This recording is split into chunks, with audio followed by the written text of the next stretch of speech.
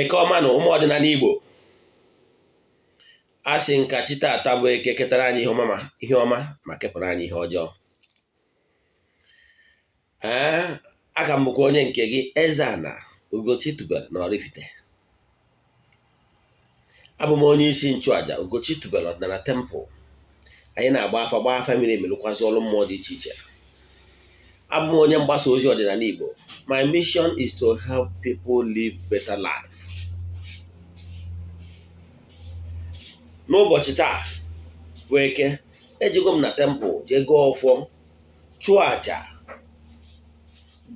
chụọ àjà n'isi ndị enyi m niile, ndị niile anyị na-alụ ọrụ mmụọ dị iche iche, ndị niile ihe anyị na-eme na-amasị, n'isi ndị niile na-aga ọfọ for 21 days nkwụsị gọba, ya na n'isi ndị na-agba ha na-eche ihe onyonyo anyị ha tụsara ya ndị ọzọ. A sịrị na ụnụ ga-adị ka echi maka na echi adịghị agwụ agwụ. Ejego ngọ ọfọ n'ụbọchị taa chụọ àjà mbuli elu anyị na-achụ for 14 days. O ruo n'ụbọchị 19 ka anyị ga-achịkọta ya bụ àjà ahụ anyị na-achụ for 14 days. Onye abụghị kwesịrị ịma na ya bụ àjà anyị na-achụ for 14 days ọ na-aga n'ihu. On the 19th of November anyị ga-achịkọta ya. Ọ bụkwanụ na ị chọrọ ka ị sonye na ndị ga-eso wee chụọ àjà nke ọnwa Disemba, ịma na ị ga-ebido n'oge Disemba 3rd ka anyị ga-ebido nke anwa. Ekwuru m na ndị niile ga-esonye na àjà na ihe ọhụrụ ga-ebido mebe. Na àjà ndị mụ na ha so gwara m na-achụ, na àjà m na-achụrụ onwe m, ewee na-esi na-ebuli m elu ihe ọbụla m chọrọ emeela m. Mana ihe anyị ji bidokwa monthly rituals ahụ na o nwere ọtụtụ ndị mmadụ na-akụ ọta na-ebe akwa, wee jewekwa na temple wee yọọ ndị mụ na ha so kere ihe a ga-eme ka ndị mmadụ ndị ọnọdụ adịrọ mma ka ọnọdụ ha dị mma. Ụfọdụ ụmụ ndị n'obodo oyibo 10, 15, 20 years na-akwụgharị nwere ihe ha mepụta kere ihe a ga-eme. Ha wee sị m biko mụ chụwakwa àjà na m na-achụrụ onwe m, mụ chụwakwara ya na isi ndị mmadụ na chi dị mma ga-adị na egwu ọma ga-agụba. Ekwuru m na o nwere ọtụtụ ndị so na àjà a na-achụ ga-achụ àjà Novemba Disemba, mana by 31st December 2021 na ihe ọhụrụ ga-eme na ndụ ha. Ọtụtụ ụmụ ndị a ga-ebunye elu n'ebe ọ dị ukwuu, ọtụtụ ụmụ ndị connection ha ga-enwe, ọtụtụ ụmụ ndị ga-enweta ihe ọma dị iche iche bụ ọchịchị obi ha. Nwee sịkwa na onwe ndị na-achọ ego, ndị a ga-agọzi, ndị the kind of money that will happen at the last ha ga-enweta na akaụntụ ha wee even scare them. Na-enwere ndị I see millions of naira coming and nọ na-akpa ndị mmadụ ka ọ ga-aba, mana onye kwelu otu aka si nweta ya wele professional dị etu aka o si eme, maka na ihe ọbụla egosiri m ọ na-abịa na mmezu. Ihe ọma na-emere m taa bụ ihe egosiri m nke ịyọra yọta ma egosi m ya ọ ma bịa na mmezu. Ndị niile na-esonye my video, my teaching ga-afụ how things work. And ekwuru m na ọdịnala bụ ụzọ ndụ, ọdịnala abụrụ magic, mana ọdịnala bụ ịchụkwa ezumezu mmụọ gị na ha so ka ife ọma na-abịara gị. And ọ bụrụ na ihe ọma ndị a bido flow back to you, the originator, no man will stop it, because no anatara chi. Ọ ihe ọma na-abịara gị maka na imere ihe ị kwesịrị ime. Nwekwa example, ọ bụrụ na ịbụ onye jelo plant ya corn, mgbe ị chọrọ harvest corn, nobody will stop you from harvesting your corn, because you are the one that planted them, you are the one that knows them, and you are the one that will benefit from them. Now, si na ihe ọma ga-eme, ihe ọhụrụ ga-ebido mebe. Enwekwara m ozi mmezi maka ọtụtụ ndị mmadụ nọ n'ihe mgbu dị iche iche. Enwere meseji m nwetara last night maka ndị dị etu a. Echefukwana na Eze-Ana Ugochi tubelu na ebini by 3 o'clock every day na-ekwubi okwu n'isi ndị enyi m niile, viewers all over the world, my fans. Ana m agọrọ ha ọfọ every night in the morning. Ejekwa na temple jekwa gọrọ ha ọfọ, ha sị na ihe ọma ga-emere ọnụ. My mission is to help people live better life. Ana m adị happy mgbe ọtụtụ ndị mmadụ na-akpọ m na-asa edere m messages na ihe ọhụrụ na-ebidogo memere ha mgbe ha bido sonye m. Ụfọdụ ndị anyị na-alụ ọrụ, ụfọdụ ndị na-esonye m na sotu YouTube. It gladens my heart. That is my mission. That is ihe nchọ. Now, ihe nji maka ya wee bịa n'ụbọchị taa bụ nkụzi m na-akụzi n'ụbọchị taa bụ ihe niile ị kwesịrị ịma gbasara afa miri emi. then ya na ihe ikwesịrị niile ikwesịrị ịma gbasara agwụ and how agwụ works. Ịghọtara ya? Now maka na akwara m ndị mmadụ afa miri emi wu spiritual lab. Afa miri emi because ọ bụrụ na ahụ adịghị gị ije ụlọ ọgwụ, ihe mbụ na mbụ ị ga-ama a ga-eme bụ ka enyochagoro ka a mara ebe mmiri si baa n'opi ụgbọgụ. That is first.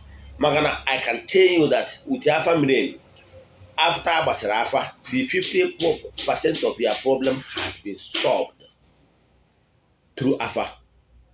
Now one day mmadụ that even enweghị ego is not even a barrier for you to rise. When I started, everything is not all about money. I put in effort. Nchụba aja gọwa ọfọ ihe ọhụrụ bido mmebe.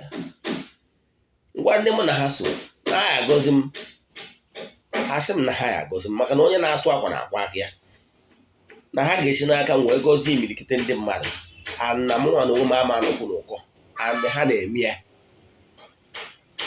So onye ka m bịa share with you what you must know. Maka na adịghị ka ibe dịka m si ekwube na akụ akwa. Agwu Joel 4:6 says, my people are suffering because of ignorance. Let me paint a picture. Ndị maara ka m si enye nkụzi m na-aghọta ihe m na-ara like ịkọwara ndị mmadụ. What you don't know is only a mystery to you and not to all. Let me paint a picture for you. There is this natural laws that governs the universe. I keep saying it. Why you are having challenges is because you refused. Maybe because of your ignorance, or maybe because of what you don't know, and to crown it all, ignorant. Melagi, he did not apply what you're supposed to apply in order to shine. Nkụzi mmekuzi n'ụbọchị taa mmemme isi with English and Igbo. It does not mean that English is superior than Igbo, no. But for the fact that our fans are growing beyond Igbo race, beyond Igbo tribe, and when some of my followers, then a lot from Edo, for those rivers, for those Bendon. So for that reason, for this Benue, so for that reason, on our one photo, I made a program. I gave me see a little bit. Ụfọdụ ụgwazụ ụmụafọ Igbo mana na amụrụ ha na mba dị anya ha dị anụchi Igbo ọfụma mgbe ịsụ ọrụ Igbo ha sị na ha anụsịrị ya. Therefore, I gonna try to balance it because our mission is to help people live better life. So ụmụnne m ndị na-achọ na iwu na-aga asụ n'Igbo biko nọ anyị ma na ọdịnala mana ka anyị mee ya etu ọ ga-esi bara isi bara agụba ya gazie nụ. So ihe na-achịkọwa bụ in natural laws that governs the universe. Let me digress a little. Chukwu Okike, after creating the whole universe, he now give mandate to the entities of powers that governs the universe. He can call them the natural laws. That whatever any man sow, so shall the person reap. O wee sị na ya ekego mmiri kee ọkụ ma nwa m were mmiri. So ekego mma na njọ ma nwa m soro mma. So everything is there for you to decide to follow the light region or to follow the dark region. Everything is in your hands. So ihe na-achịkọwa bụ even if you look around you, you will see a natural things that will help you to understand how things work. Example, ndị soro Igbo sị na he who does not plan is planning to fail. Wee na-akọwara gị na nature mere ihe that na a ga-enwe time of abundance. A ga-enwe time of abundant in natural laws. Onye abụ oge ga-akpọ rainy season, wet season, ihe niile juru oke nyụfọ. Enwere time of dry season oge ihe ụkọ. Enwekwara time of harmattan, call it oge nkwadobe ime ihe dị mma. Mana what you know is from natural laws. Achọrọ ka you do natural laws wee paintere a picture what you should know. In natural laws, oge enwere plant, let me use plant as example. Oge plant, oge udu mmiri, plant na-amịkọcha ihe niile, all the nutrients and whatever, and store it in photosynthesis, that it will make use of them for the photosynthesis during the time of dry season. Ọ nọcha dry season, ọ banye n'oge harmattan, oge mkpụrụ osisi ji akpụ ifuru. All natural laws that revolve 360. Every year it will start again. Every year it will start again. Every year it will start again. Do you get? So what I'm saying in essence is that ị ga-ama na o nwere oge ihe ụwa ji adị n'uju ya. Ụfọdụ ga-asị m na o nwere mgbe ya jiri obodo oyibo ihe na-agara ya. O nwere ọrụ ọ lụrụ, ife ọma niile a na-emeri ya. Gịnị ka ime? Did you realize for the fact that even if you don't want all alone for now, when you are growing up, things are moving fine for you? Iche na ọ ga-adịgide. Ị mara na ọkịta ka ị kwesịrị ịhazi ihe dị n'ụzọ gị. Mee the right thing so that mgbe ihe ga-ebido, mgbe ọ bụ na ndị mmadụ ga na-lament na ihe na-esi ike, gị nwa ka nọ n'uju, gị nwa ka na-enjoy because you plan it very well. Mana taa ị na-eme ihe ọma na-agara gị, echefukwana ịchụkwa ụmụ mmụọ ndị mere ka ọ dị possible, whether you know or you don't know. Ezumezu mmụọ so gị nọ as a childhood, they might be helping you ihe ọma na-emere gị. Mana ọ nwere oge ọ ga-eru ha si no, enough is enough. We have done a lot for this man or this woman. What do we get? Neglect and abandonment. They might decide to cease fire a little and they will start lamenting. Some of you were thinking that it's somebody that is responsible.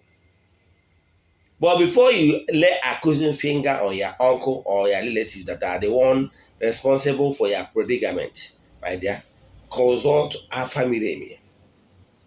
Let me tell you, at Eze-Ana Ugochi temple, every Sunday 8 to 2 o'clock is for counseling. It's free. Mana our family, you pay. Anyị na-ewepụta oge n'ịgbara mmadụ afa mmiri emi, jụọ ajụjụ, mie ajụjụ. A na-echefukwara ọ bụrụ dibịa niile na-agba afa mmiri emi. Maka na example, ijegoro n'obodo, ọ bụrụ dibịa niile na-agba afa alụsị. Ọ bụrụkwa dibịa niile na-agba afa onye ụwa. Ekere ọrụ eke. Now, mana o nwere dibịa ndị na-agba afa ha niile. Maka na onyinye Chukwu na ndị enyere onyinye adịghị ama aka. E nwere ebe onye specialized. O nwere ebe onye specialized.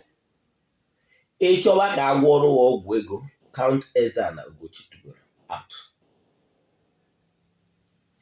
Mana ị chọọ ka agbara afa mmiri emi, chọpụta ife nzuzo nọ na ngwurube nna gị, chọpụta ebe ọbụla agha si abịara gị, chọpụta ebe ọbụla negative energy si abịara gị, then try ya wee sachaa gị ụchụ na ọbụna ụchụ dị n'ụzọ gị.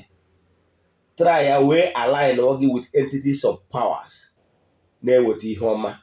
Try ya to align you with ya Agwu, maka na Agwu na-achụta ego. Wee tichaa gị, wee nụchaa gị ka ite, ka e kwuru ka odogwu ka asị akwụ, maka na adịghị ka ibe na ọ na-agụ akwa. Then Eze-Ana Ugochi tubelu is the right person to help you out. HF, my mission is to help people live better life. Afa mmiri emi bụ ịchọpụta the cause. Enwere ụfọdụ ihe nwere ike ịpụta n'afa. Ndị ọzọ abụrụ the symptoms of the real cause of your problem. But ihe dị mkpa bụ ịchọpụtara the real cause of your problem. Maka na enwere ihe bụ the real cause of your problem, nwezie other ones bụ symptoms. Example, ọ bụrụ na mmadụ nwere kidney problem, the primary cause of that kidney problem bụ na the cells that works in kidney, they are no longer healthy and working perfectly. Therefore, they will not be able to do their work 100%. Therefore, onye anwa nwere problem a nwere ike bidozie nwebe other complications. BP will be high and so many other complications. Now, if you know how to solve this problem, you are an expert in this field. You know that you will not pay more attention on the complication signs or the BP. The kwesịrị pay attention bụ the cells that works in kidney. What you should do to revitalize them, to energize them, to bring them back to work. And once they start working, they will start to reverse everything that went wrong. And the kidney will be well again. And once the kidney is well again and start doing its job, then you can see that all other symptoms will start going down. Mana ọ bụrụ na ị mara, you pay attention to all the symptoms, that is not even necessary for you to pay attention to them. Now, ihe m na-achọ ịkọwara gị dịka onye ọdịnala bụ ihe ị kwesịrị ịma. And that ihe ahụ ị kwesịrị ịma bụ pay attention to those things. Anyị na-agba afa miri emi, wepụta time jụọ mmụọ ajụjụ kedu ihe a ga-eme. Onye a bụ na anyị na-agbara mmadụ afọ, ihe anyị na-ajụ mmadụ, give me your full name. Enwere ike ịgbara gị afọ weda ma ịnụ ya ma ọ bụ na ịnọrọ ya. Distance is not even a barrier. What we need from you is your full name, your surname, your town name, then aha mma gị, surname ndị be ya mother na-aza, that is surname ndị ikwu nne gị, aha ya mother na-aza before ọnụọ nna gị, ya ka na-akpọ maiden name. Then na onye obodo ebe so nụta mma gị. Uru ọ bara bụ na anyị chọọ ịgbara mmadụ afa miri emi, anyị na-asọmọn mmụọ niile so na onye anwa, mmụọ niile na-emeri ihe, mmụọ niile na-atụ ya anya ekele n'aka, mmụọ niile na-esu ya. Sọmọn mmụọ niile si be nna ya, sọmọn mmụọ niile si n'ikwu nne ya, maka na mmụọ na-eso mmadụ o si n'ikwu nne, o si n'ikwu nne ya. Wee jụọ ha kedu ihe a ga-eme ka nwa ha pụta ihe, kedu ihe a ga-eme ka nwa ha dee ude, kedu ihe a ga-eme ka nwa ha ka ihe na-ekweghị omume kwe omume, maka na adịghị ka ibe na-agụ akwa. Ọ ihe ndị a ka afọ anyị dị wee bụrụ ọkaibe. Agbata ihe ahụ na-enye nsogbu n'afọ gị, amarụ ka a ga-esi wee sọpụ ya. O nwere ndị nwere ike ịgbatara afa, ọ bụrụ na onye ihe ị nwere ego iji wee setụrụ ya, maka na o nwere ike onwe mmụọ na-akụ ọta na ngwurube nna gị, ma ọ mmụọ emegburu emegbu, ma ọ bụ na o nwere onye lee kọs na ngwurube nna gị. O nwere ike onwe onye nwaanyị bịara ije di, ma ọ bụ na o nwere mmụọ onye emegidere o wee lee kọs na ọ ma data mma na ngwuru a, maka ihi na ọ na-akụ ụta ibi na mmụọ. So maka ihe ebe ọ bụ na ọ dị etu a, ịma na ọ ga na-enye nsogbu. Ọ ihe ndị aka ya agbapụtara ahụ, mmadụ na onwere mmụọ mmadụ ji achụ gị ọchụchụ, mmadụ na onwere ọgwụ mmadụ gwara isi, mmadụ na onwere negative energy mmadụ ji protect gị. Iwe onye mmadụ hypnotizere na-amanipulate gị wee na-ebutere negative energy. Ụfọdụ ga-asị na o nwere ike ọ bụrụ na ya dị ebe ya bi bụ ya dị onye ọkọt, ma na ya dị ebe ya bi onye ajọ mmadụ, ma ọ bụ na ndị ajọ mmadụ ji ego ya wee na-azụ ya. Ụmụ ihe niile aka anyị ga-eleba anya mmadụ ebe ụdị iri arụ problem si. Believe in me, once we sort and find out the root cause of your problem, the problem has been solved 50%. You know why? Even if you don't have money to start settling them or to start doing cleanup, then at least you have already known where your problem is coming from, so that you will start saying something about them. You know how and where to channel your grievances. You know where to channel your prayers. Maka na ịga ọfọ ikpe ekpere onye nwa ikwubi okwu. Mana ebe onye amara ebe esi n'ozu oji ebe osi n'ụkwụ wee bawa maka na ọ mara. So etu a onye abụgoro afa mmiri enugo number 1. Agbacha afa amarụzie. Then ọ bụrụ na o nwere mmụọ gị na chi gị adịrọ na mma, chi gị ebu ya aga ịdara nja na ịmarọ chi gị na chi gị adịrọ na mma, we align you and ya chi. Ị na-agodoro chi gị ka chi gị kwudoro gị ka i wepụta ihe. Then echeke ma your ancestors ịgbakudoro ha azụ. Iso na ndị so tinyere aka wee kwatuo obi na ngwurube nna gị. Isi n'aka ndị tinyere aka wee mebie ọfọ n'ụdị niile eje ụka. Ise na ndị ọ na-anụ ọkụ n'obi, iwe so na ndị na-agagharị obodo niile dị iche iche na-egbutu secretaries ma ọ na-emebi ihe ọdịnala ọgbụtọrọgbụ. Ihe niile nwere ike ibutere mpịawa azụ. Amara ihe dị na ya. Ndị a ga-awara ọjị awara ha ọjị, ndị a ga-achụpụrụ aja achụọrọ ha aja, ndị a ga-ayọ biko ayọ ha biko ka iwe ha dajụọ. O nwere nke a ga-eme ọ bụrụ na nke iwe akwa. Ị mana o nwere ike afọ ị na-ata sisi nwere ike ịwụ ofu akwa ọkụkọ Igbo na ọjị ka end ya soro. Do you know? Yes, maka na mgbe m na-ekwu okwu n'abalị na-agba ọfọ n'abalị, e nwere ozi bịaranụ na o nwere ndị bụ problem ha ga-end taa na echi. Ma ọ bụrụ na ha mee ihe a, ozi a, ndị a bụ ndị ozi a dara n'isi ha. Ozi a dara n'isi ha maka ihe na ha na-akụ ọta na-asọ isi na-ejegheri. Yet nothing improves. Mana agwara m ndị dị etu a sị ogote ozi si unu ebezi na unu akụzi n'ọta na ya bụ agbụ ekere nye unu nwawu ngwere n'orugo ọtụtụ. Mma ezi ozi ihe ị ga-eme ndị niile ọ bụ nọọ maka ha ka onye bụ ozi si wee daa. Once they apply the method, ihe a mma ezi n'ozi na the end of this video, ha ga-enwere onwe ha n'aha Chukwu Okike nke pụrụ ime ihe niile, onye ike niile si n'aka ya abịa. So ihe m na-ekwu okwu na ọ kpatagoro afa ihe wu real challenges is one thing, the very very vital. So ọ bụrụ na ị chọọ ka ị gbara ya afa miri emi ebe ọ bụla ị nọ, ihe dị mkpa we send the message na WhatsApp, nye m ya details. Anyị gbasara gị afa, I send ya na voice note. Ị ga-esi ya nwa ajụjụ ọbụla ị nwere jụọ ka anyị nyere gị aka. So kewagoro ahụ na-agba afa ịgbazi na nkịtị when something is not moving the way it should be. A na-asị ndị nwere atụ isi na ọgbara nkịtị kwere ekwe. Mgbe ihe a dị aga etu o kwesịrị, speak out. Ọnya ka eji wekwu n'akwụkwọ Matthew 7:7 sị yọọ na ị ga-achọ ayọta, chọọ ị ga-achọta, kụọ aka na a ga-emeghere gị. Maka na akụ aka ege ntị. Ọ bụrụ na gị nwere onwe naturally I believe na there's nothing you can do, is like a coward act. Gị nwere onwe gị give up even before the real fight. Then ị mara ị ga-atọ ebe ị tọrọ. Mana ọ bụrụ na ị mara na ihe a na akụkọ ọbụla adịrọ mma ga-agbanwerịrị. Let me tell you one thing anyị na-agbatara afọ. Onwe nke anyị agbata n'afọ ọ bụrụ na iyi ụwa mmadụ bụ ihe yidibere onye ahụ. Onwe ndị nwụ na iyi ụwa ha na-akwụ na because of maybe na di pịawara ya azụ n'ụwa mbụ, ọ sị na ya na-enweghị ihe ha ji di eme. Ụfọdụ abụ na ha mụtara nwa n'ụwa mbụ tachaa afụ zụcha ụmụ nwe ha eridu akụ nwa ha, nwa gbawa ha obi. Ọ nwere ike sị na nwa gbakwa ọkụ nwe ihe o ji nwa eme.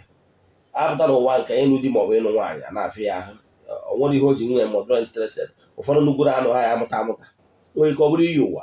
Mana ana m achọ ịgwa gị na ihe ọbụla bụ iyi ụwa gị can be reversed n'aha Chukwu Okike pụrụ ime ihe niile.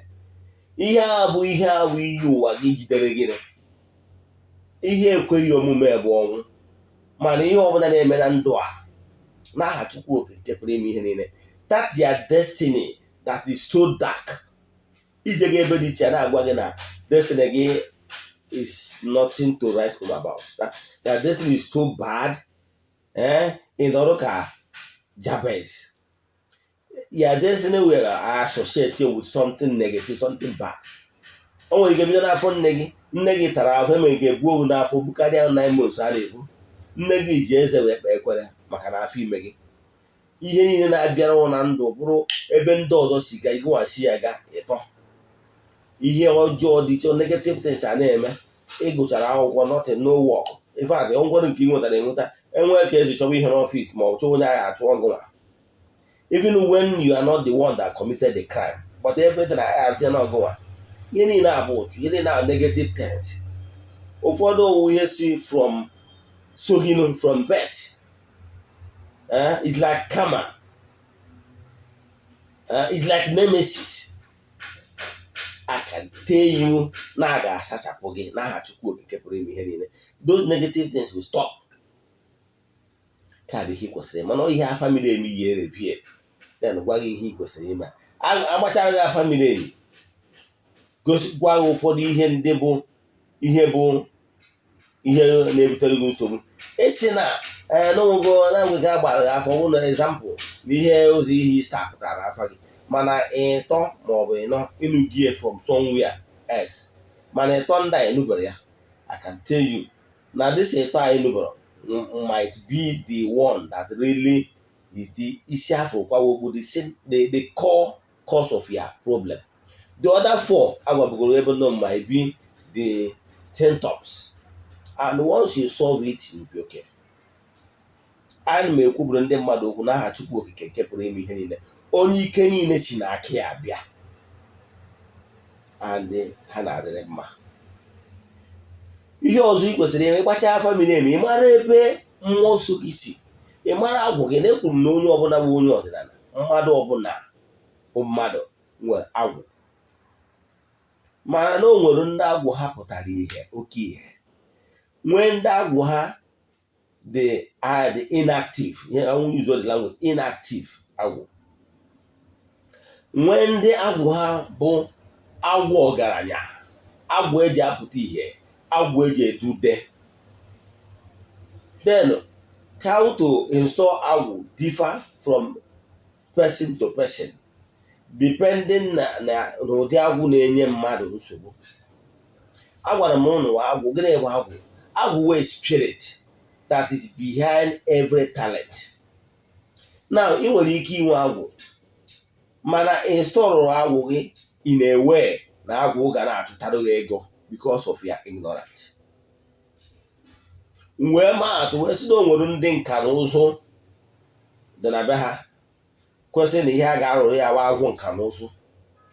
Na agwụ nka na ụzụ a gụnyere ọ bụrụ iwu na ị ga-echigha back to go teaching, which is no longer in vogue in Nigeria now, but you can, after installing your agwụ nka na ụzụ, you can go into any business of fabricating, bringing out designs. Even if you are an architect, you will be bringing out massive design that even when you are asleep, a design of how to develop a new design, house pattern, will be knocking on your head. And once you apply it, how the house will come out marvelously. And people will be saying, wow, this is a wonderful design. Understand? But anyway, you can create those designs. But because you have not monetized your agwụ, that agwụ a ma-achụtara gị ego, ghọtara ya? Before agwụ a na-achụtara gị ego, ị ga-abụ onye na-enyeju agwụ afọ, agwụ wee na-achụtara gị ego. It will interest you to know that na agwụ na-achụta ego. Yes, in that your talent, that your talent is not paying your bills. It's because you don't know how to monetize that your agwụ, so that after your agwụ installation, agwụ will start bringing money. Ịmara na agwụ, ị nwere ike inwere agwụ. Ifụ ndị nwere raw talent, enwere ike ọ bụrụ in music, ọ bụrụ one creative thing or the other. O nwere ike ọ bụrụ a comedian. Mana because na ọ haziri ihe so na agwụ ya, talent ya nwa nọ n'ime village na west. Talent ya nwa mmadụ ama afọ ya, mana ọ bụrụ na ị install agwụ, egwu agwụ na taa na-eme install na ị ga-ebido chụtaba ego. Agwụ ahụ ka ọ dịzi ide project gị. n'ihu ndị mmadụ. Agwa ka ọ dịrị ide eme ka nwoke na-afụ gị n'anya, ka nwaanyị na-afụ gị n'anya. Agwa ga-eme ka ihe ọ bụla ị na-etinye aka ka ị na-ede ude, maka na agwa amadugo na ọ bụrụ na ọ na-echukwa gị, na-ewetara gị ihe, na-achụtara gị ihe ọnụ na-eri, na ị ga na-enyekwa ihe ọnụ na-eri. Ịghọtara ya? Maka na onye kene so na ekene ya. So mana ị ga-ama uru agwụ bara. Ị ma na-eme ihe, ị nwere ike ịbụrụ onye nọ na nka na ụzụ asị na ọ bụrụ na elime moto ọ na nwere injector problem, si jebe na nke onye dị etu a, Emeka injector na onye na-alụ highest. Emeka nwere ike na-alụta ego niile ahụ ọ na-alụta, nghọta niile o nwere o ji arụnyawa ihe, but for the fact that ọ marọ ihe gbasara agwụ, ọ marọ ka how to monetize the agwụ, ka agwụ wetabara ya ego, ọ na-alụ ka elefant na-eri ka ọkụkọ. Ị nwere ike ị na-amụ anya na biznes ọnwụ na ị na-eme na kwesịrị ịda akwụ ụgwọ, ịmụcha anya gị ka amụ anya karịa ndị ọzọ, mana agwụ adị achụtara gị ego because na ibughere agwụ ọnụ. Ịda n'okwu a na-ekwu na anyị ji odigbo afọ ọbụọ mgbọrọgwụ na-aja ọfịa. If you feed your agwụ very very well, your agwụ will feed you very very well. Ị ga-ama ka esi echukwa agwụ. Ị ga-ama ka esi echukwa agwụ gị. Ị na-echukwa agwụ gị, agwụ na-achụta ego. Ị ga-ehiwe agwụ gị, mara ebe ya strength lies, and agwụ gị a ga-abụ something you normally do and you feel happy. Agwụ gị a ga-abụrịrị n'ihe ahụ ị na-eme ndị mmadụ na-asị, wow, what a talent. Then learn how to monetize it. How to add value to it. Ị nwere ike ịbụrụ a wonderful counselor, enwe onye maka esi adụ ndị mmadụ ndụmọdụ, ọ na-agaziri ha. Install ya agwụ, monetize ya talent, maka na ụwa nọ na ya wuwe ego. Ịfụ na ya bụ talent gị a ga-ebido nyebe gị ihe. Ndị niile si na their talent wee mee ọfụma taa bụ ndị ghọtara na ha nwere ebe ha wọkibe and decide ya ka ha si n'ebe a ha nwere wọkibe wee gosipụta ihe wee nye ụmụ mmadụ. And today they are smiling to the banks. So ya na-achịkọwa bụ know where your strength lies and try to install your agwụ in that regard, so that your agwụ will start giving you money. O nwere ndị, and thanks to social media has made it possible that you can showcase yourself even from a remote village. Then chukwa agwụ gị, ma onye ma ihe gbasara agwụ. Agwụ abụrụ ọgwụ ego. Akwụwagoro ndị mmadụ si ndị mmadụ na ihe bụ oke ite, then na ihe bụ example dị anyị nwa na-alụ okuku agwụ awele, maka na agwụ na-achụta ego. Mana o nwere ka ị ga-esi wee install ya agwụ, wee nye agwụ mandate ya achụtabara gị ego, maka na ọ na-achụtara gị ego. Ị na-ede ude na ị ga-eme ka ha nwa na-ede ude, na-enyekwa ha ka ha dewe ude, mana ị ga-abụrịrị onye ma ka esi echukwa agwụ. Uche wee gwa ụnụ si ụnụ na Ugochi tụwara ọdịnala tempụl na ndị niile anyị na-arụrụ ọrụ, onye a alụchago ọrụ dị n'ụzọ ya, anyị gbachaa afa miri emi amara ihe dị n'ụzọ onye ahụ, anyị mara ihe dị n'ụzọ gị, onwe mmụọ ndị na-agbawa ụgwọ anyị chukwa ya, onwe mmụọ ihe ọdịnala dị na ngwurube nna gị na-ewe iwe anyị apisie ya. Ọ bụrụ na ngwurube nna ewu ngwuru ebe e megburu mmadụ, anyị mee ka udo chia, mee udo. Ọ bụrụ na o nwere mmụọ na-agbawa ụgwọ, akpọ ya gbara ihe iwu esetụrụ ya, apịachaa gị, nụchaa gị ka ite. Onwe ụchụ dị n'ụzọ gị, wepụ aka n'ụchụ, wepụ aka n'ihe ọbụla na-ebute ụchụ. Anyị setụrụ chi ya ezumezu, mmụọ niile so gị agakpọzi ha sị ya, ngwa bezienụ ka ụnụ gọzie Ifeanyị Okeke, bịanụ gọzie na ya na omegi ihe niile o kwesịrị ime, na omegi ihe niile unu kwuru na afanya mee maka ihe na omegi udo, na ihe fọziri n'obu ka ụnụ gọzie ya ka ọ pụta ihe, ka ihe niile na-ekweghị omume kwezie omume n'aha Chukwu Okike nke pụrụ ime ihe niile. ọ na-agba dị ya n'etu a. Ihe anyị ga-emezi n'oge a bụ isizi oke ka anyị birụ ọrụ gị ihe anyị kpọrọ okuku agwụ awele. And ihe okuku agwụ awele a ji ma mma karịcha ihe niile bụ ọ bụrụ na iwu especially n'iwu onye nwere kọl, n'iwu onye nwere ihe nnukwu agwụ. O nwere ndị nwere agwụ mana agwụ ha anaghị edistọpụ ha. Ụdị ndị ete nwere ike ịkpọ rụọrọ ha agwụ, mana o nwere ndị nwere agwụ chọrọ ka agwụ ha butewere ha ego, maka na agwụ na-achụta ego. Agwụ bụ mmụọ. Ọnya batara n'ifu ebe a na-alụ agwụ, a ga-alụ mbata agwụ ma ọpụpụ agwụ. Agwụ ga na-abata abata na-apụ apụ je na-achụta ego, maka na ihe agwụ chụta ka ọ yiri. Na etu anyị si eme n'Ugochi tubelu na temple bụ si arụ ya bụ, and o nwere any after effect, maka na ọ bụrụ ọgwụ agwọrọ agwọ. Ịghọtara ya? Ọ bụrụ ọgwụ agwọrọ agwọ, and o nwere any animal, whether o nwere animal parts dị n'ime ya, whether higher animal or low animal, no. Ihe ị ga-amata ahụ n'okwu ọnụ ka Chukwu ji wee kee ụwa. Ọ bụrụ na iwe onye dị gifted n'ihe gbasara installation of agwụ, ihe ị na-edirewo little work, ihe ndị ị ga-eme na ihe ndị ị ga-ekwu wee kwubie okwu, tinye ihe dị ka natural thing Chukwu kere, kwubie okwu, install agwụ. Agwụ adị active, agwụ a na-apụ apụ na-achụta ego na-abata. N'ihe anyị na-eme wa arụchazie ọrụ dị n'ụzọ onye anwa, anyị wee sizi oke na anyị emere onye a installation of agwụ.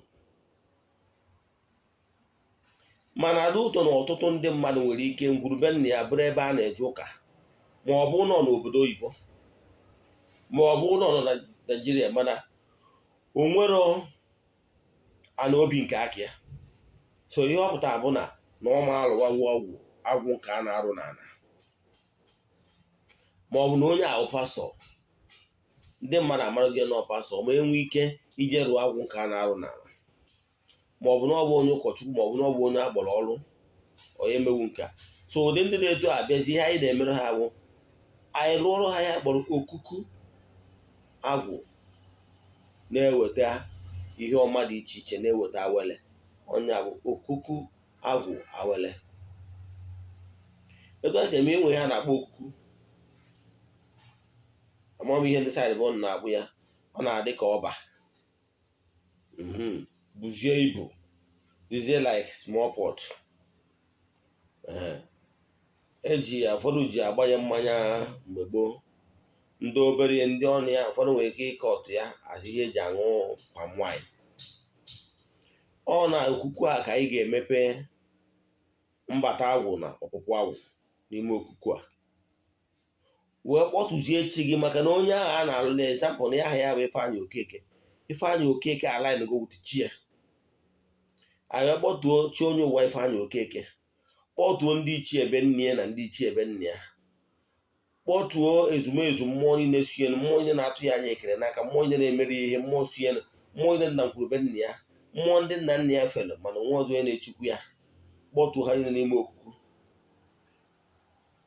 Then anyị kpọtuo ndị mmiri ya na ọbụna onye bụ onye mmiri, kpọtuo ezumezu mmụọ ọbụla na-eso onye anwa. Then akpọtụcha nke ahụ, anyị kpọtụzie agwụ ya, agwụ ikwu nne nne, agwụ ikwu nna nna, agwụ na-eso lineage. Mgbe a na-alụrụ gị agwụ, ọnya batara o ji abụ a na-alụrụ gị agwụ, ndị ikwu nne gị ga-abịa ka ha wee nye sọpọtụ, wee kwubie okwu, wee installụọ agwụ ikwu nne gị. Mana anyị nwere the power to install the agwụ. We invite the agwụ from ikwu nne gị, invite the agwụ from ikwu nna gị n'ihe ha niile n'ime okuku. Emesizi anyị were ebunu wee gwa ha niile orikọ, wee gwa ha na bido tata na Ifeanyị Okeke tata ọ gbakọtago ha niile ọnụ na-agba ha orikọ, na ọ ga-egburu ha ebunu, anọọsụ ebunu a ka ọ ga na-egburu ha, ka ha na-ede ude, ka anya bụ Ifeanyị na-ede ude. Ịtọ ka anyị esi wee rụchaa ya, kwupie okwu na ya. Then onye ahụ abụrụkwa nnọọ onye chọrọ iburu okuku ya, na o nwere ebe ọ ya edebe ya na bie na-echukwa okukie o buru ya. Mana ọ bụrụ na onye ahụ enwere ebe ọ ga-edewe okukie, then anyị na onye ahụ kwa enwe ike edewe okukie na ụlọ ọrụ na temple, nwe saịdị ebe anyị na-edebe na temple, edewetati okuku ahụ ebe ahụ. Mgbe ọbụ na onye ahụ chọrọ igburu agwụ ya anụ na ezumezu mmụọ na-esu ya ọnụ n'ime okuku, omeka gbuoro ya ebunu, si ihe ọ na-eridebe ewu ebunu na uriem na ọkụkọ, oke na nwunye si ya.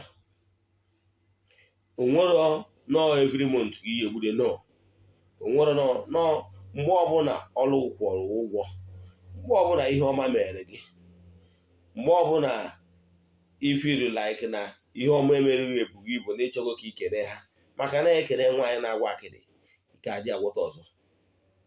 Ọ bụrụ na ị nọ nso ịbịa egbuo na wee gburu wee kelekwa ha, wee sịkwa ha dewe ude ka gị nwa na onwe gị na onye nwe ha nọ idekwa ude. Etu a ka isi eme ọgwa na ị nọrọ na mmadụ, etu a ka a ga-esikwa na egburu ha egburu n'afa gị n'ime okuku agwụ a. Ime ha adịbed na-enyeju ha afọ ka ha na-eme ka nwoke fụwa n'anya ka nwaanyị na-afụ gị n'anya. Onye kwe ego nkwa ka o mezuoro nkwa. Ife ọma ọbụla bụ oke ka ha je wetara gị ya, maka na ị na-echukwa ha. Ọ personal PR, personal relation ka ị na-ebuild with them. And ihe ji build personal relation ahụ ka ha kwudoro gị, ị na-echukwa ha. Mụnwa na onwe mbụ Eze-Ana dịka dibịa, enwere m ezumezu agwụ m niile ezuru ezu, including my okuku agwụ awele. Ha na-ewetara m ihe ọma. Ihe ọbụla m jere n'ihu agwụ m wee ya agwụ m si ya wetara m agwụ, ya ewetara m ya, maka na m na-echukwa agwụ. Ichukwa agwụ achụtabara gị ego, mana ibuwe agwụ ọnụ iburu ọnụ. Ọhịa kwesịrị ịma ihe gbasara agwụ. Bido tata chukwawa agwụ gị, bido tata gbawa famili emi ka ị wepụta ihe, maka na adịghị ka ibe na ọ na-agwa akwa na ọ na-agbawa obi. Ọnya ka m na-ekwu maka ya. N'ụbọchị taa, o nwere ndị ozi ya dara taa ga-abụ mbuli elu wee nye ha. O nwere ndị nwetara ozi n'isi ya, ndị a bụ ndị na-ebe akwa na-akụ ọta na-anara ha na ha wee na-ekwubi okwu na aha Chukwu Okike pụrụ ime ihe niile, onye ike niile si n'aka ya bịa ga-ebezi na anaghị agha nara gị maka na akarịrị gị ike, na Chukwu Okike anụgokwana akwa gị. Ọ bụrụ na ị nọ n'obodo ọbụla ị nọ, ndị ozi a na-adara mara onwe ha, were ọjị ichebe na ana ebe anwa a na-ara gị, ma ọwa na be nna gị ma ọwa na-adị n'ọhịa a na-ara gị ana na maka na agba akarịrị gị. Were ọjị, gote ofu ọjị, igote ọjị Igbo, ejikwana gwere ọjị Igbo, were ọjị Igbo ahụ ejebe na ana ahụ, iru ebe ahụ godoro chi gị, si elu na ana ha gbara gị aka ebe, si ana na onye mara isi mmụọ, gbaa afa gị onye dị etu a, onye dị etu a, n'iwu onye obodo dị etu a, n'iwu nwa onye dị etu a, n'iji ọjị wee bịa na ana gwa ya etu isikota ana. Ọ bụrụ na ana ahụ ihe nketa gị nna gị ji lolu gị ana obi kwuo, ọ bụkwa nna ana igoro ego, igochara ana gbuoro ewu n'elu ana, mana a na-achọzi nara ya gbawa aka nara ya, kwuo nnọọ nke bụ eziokwu etu isi ma o si wee mee. Mgbe ị na-ekwu ya, were ọjị a iwedotebe nso n'ọnụ gị, ikwuwe okwu niile etu o si wee mee. Ikwuchaa ya, ịgwa ndị ana ha biko ha ji ekpere gị ikpe ziri ezi na ana ya na-agba gị nkarị maka na akarịrị gị. Ihe dotakwana ihe ewedebe n'ọnụ gị, ikwucha okwu, were ọjị a ya jiri nwayọ tọruo ya ana, ji nwayọ debe na ana, idebe na ana, ịgwazie ndị a na ha jee kpere gị ikpe ka onye ji ife wee hapụrụ gị ihe gị. Ịwakwara ya awa, sizie ha jiri aka ha waa. Ọ bụrụ na ime nke a bido taa wee ruo the next 14 days, ị ga-afụ ihe ga-eme gbasara anaghị agha eji. Ndị ozi a dawa amarụgo onwe ha.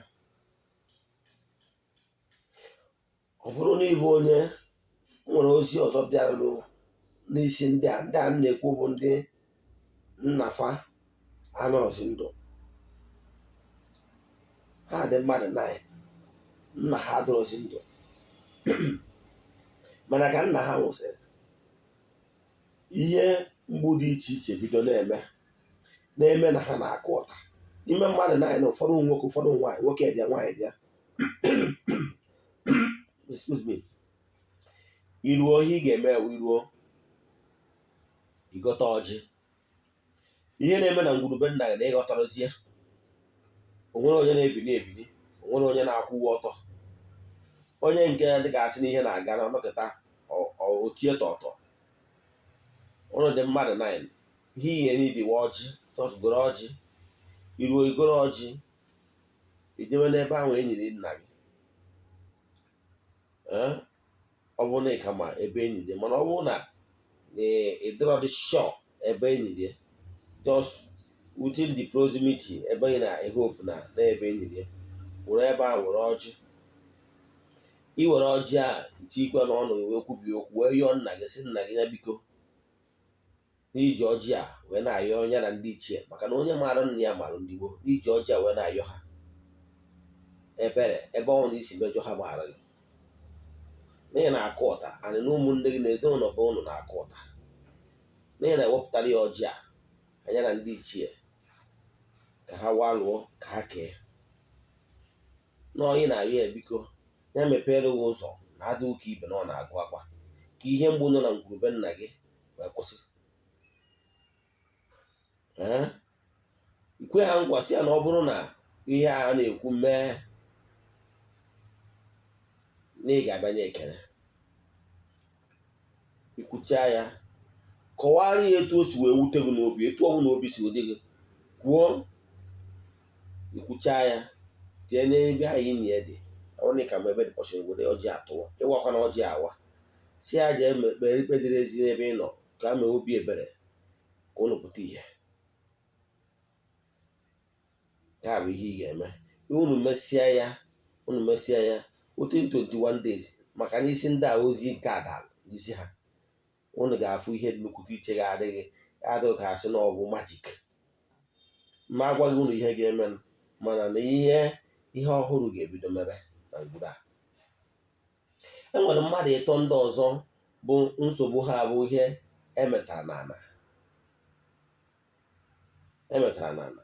Ihe unu ga-eme bụ mmadụ taa, you will travel to the village. Yes, ndị a na-ekwu abụrụ ndị n'obodo oyibo, mmadụ taa na-ekwu nọ Nigeria.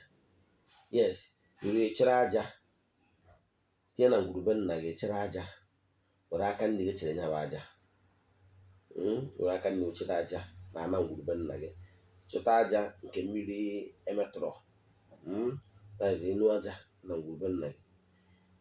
Then i wee yọọ ndị ana ha biko ha gbaghara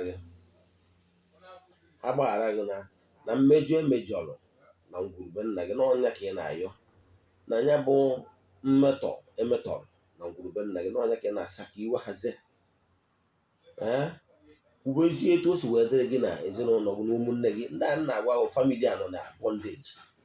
Yes, ikwucha okwu kwubicha okwu ihe gbasara ngwurube nna gị na ihe na-emenụ nke na-agụ akwa, maka na famili taa na-ekwu maka ọnọdụ ha adịrọ mma.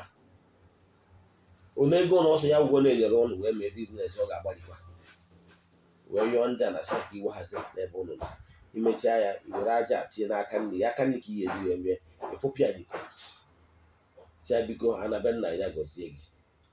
Imechaa ya jee weta akwa ọkụkọ Igbo, weta akwa ọkụkọ Igbo, then ịchọọ ntu maybe 6 inches or 9 inches there, jee n'isi akwa ahụ kwụọ ya obere 2-3 times. Ifu na akwa ya akwụkwọ obere, just nwa obere, were akwa jebe na any place, maybe any corner na ngwurube nna gị, wee sị ndị nna obi na ana n'iji akwa ezeghi iwe ọbụla ha na-ewere ụnụ ka iwe hazie. Famili taa na-ekwu maka ihe a ka ihe eme ime a na iwere akwa anwa nke ikupụrụ akụpụ n'ọnụ ya jee n'ofu akụkụ tọnụọ ya upside down si ka mmiri akwa a na-ehunye n'ime ala ka iwu niile. Ndị na-etu a unu mesia ya na-ekwu na before the end of this November o nwere ihe ọhụrụ ga-ebido mewe na ngwuru a ga-adị ka asị na miracle, mana actually ọ miracle ka ọ bụ, mana ọ ga-atụ ụnụ n'anya. Ndị nwe ozi a mee na ihe a m kwuru, aha Chukwu okike nke pụrụ ime ihe niile, unu ga-enwe mmeri. Ekwubie m okwu n'isi viewers all over the world, all my friends and well wishers, dị na nwannecha vidio ya fasarịa ndị ọzọ, a sị na ọmaka ga-emere ụnụ. Ekwubie m okwu ngozi si let there be curse breaking, let there be open doors, let there be upliftment. Na bido taa ihe ọhụrụ ga-ebido mee. Ekwubie m okwu si na ọnọdụ niile adịghị mma n'isi gị na ọ ga-ebido dịba mma. Ihe ọhụrụ ga-ebido mebe na ị ga-apụta ihe n'aha Chukwu okike nke pụrụ ime ihe niile, onye ike niile si n'aka ya abịa. Ise.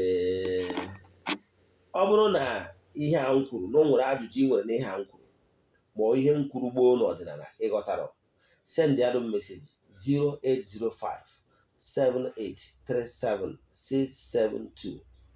Eze-Ana Ugochi tubelu bụ afa m. Aga m enyere ya aka. Remain blessed. Thank you. Tata bụ eke. Ekwubie m okwu n'isi ngozi n'isi gị, viewers all over the world. Ask him, let there be curse breaking, let there be open doors, let there be upliftment. Ka ihe ọhụrụ bido mewe na ndụ gị. Na ekwubie m okwu si na agbụ anwụ ekere gị nwa ngwere n'olugo ọtụtụ n'aha Chukwu okike nke pụrụ ime ihe niile, onye ike niile si n'aka ya abịa. Kpọkuo ndị anjelu nke Chukwu, ndị niile na-agagharị na-eme mma, ka unu tọọ onye ọbụla nke nọ under the influence of my voice n'aha Chukwu okike, ka unu tọọ ha n'agbụ n'aha Chukwu okike nke pụrụ ime ihe niile. Ise.